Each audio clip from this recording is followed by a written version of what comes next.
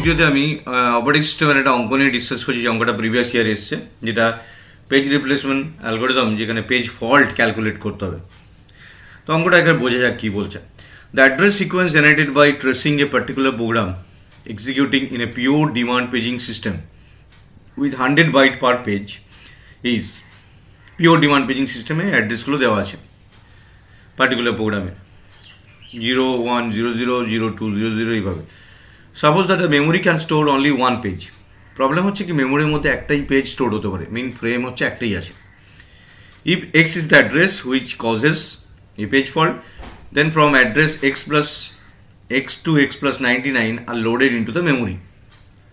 However how many page fault will occur, কতগুলো page fault হতে পারে। তো এটা কীভাবে সলভ করা যায় দেখো, স্টেপ বাই স্টেপ খেয়াল রাখো।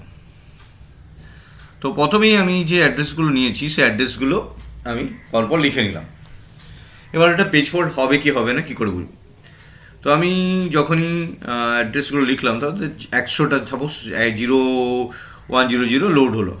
0100 যখন লোড হলো, দেখো এখানে ভালো করে খেয়াল করে দেখো, 0100 এটা যদি এক্স হয়, তাহলে এক্স থেকে 99 অবধি লোড হবে।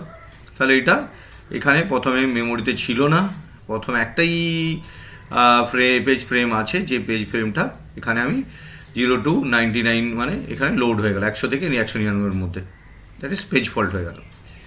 এবার আমি 200 নম্বর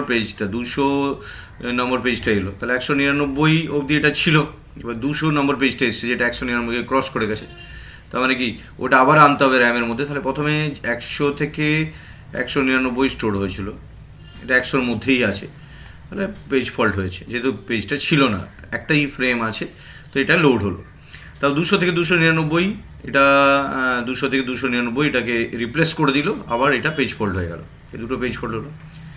এবার 430 আছে দেখো, এবার 430 থেকে 430 যদি লোড করে, তাহলে 430 হচ্ছে লাস্ট বাইট কত হতে পারে, 430 থেকে লাস্ট বাইট হতে পারে 99 অবধি, মিন এটা 512 অবধি। তাহলে এটাও লোড হলো, এটা পেজ ফল্ট হলো। এক একটা পেজ আগের পেজকে রিপ্লেস করে এটা লোড হচ্ছে।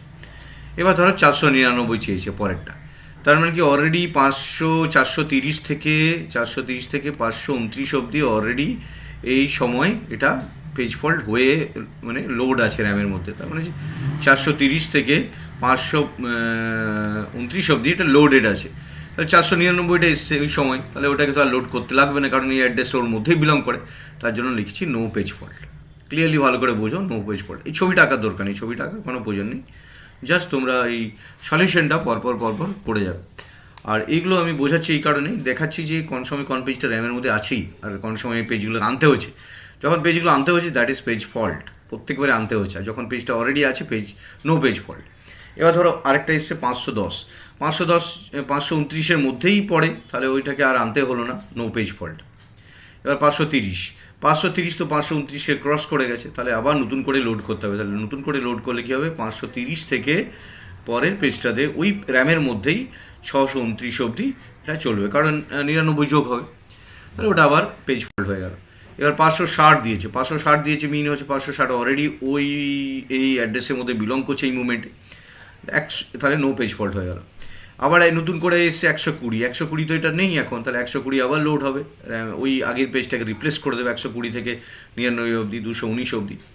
তাহলে এবার 220 এসছে, 220টা 19কে ক্রস করে গেছে, তাহলে আবার নতুন করে পেজ ফল্ট হবে। এবার এখন লোড আছে, এই মুভমেন্টে লোড আছে 220 থেকে 319-এর মধ্যে। তাহলে যেটা এলো 260 এলো, সেটা হচ্ছে এই অ্যাড্রেসের মধ্যে, প্রেজেন্টলি এই অ্যাড্রেসের মধ্যে বিলং করে যাচ্ছে, তাহলে নো পেজ ফল্ট। 260 ওই অ্যাড্রেসের মধ্যে বিলং করেছে, নো পেজ ফল্ট। 320 ওই অ্যাড্রেসটার রেঞ্জটা এখন বেরিয়ে যাচ্ছে, 319-এর পরে আছে, তাহলে আবার পেজ ফল্ট। 410 ওই অ্যাড্রেসের মধ্যে বিলং করছে, এই যে পেজটা আছে সে নো পেজ ফল্ট।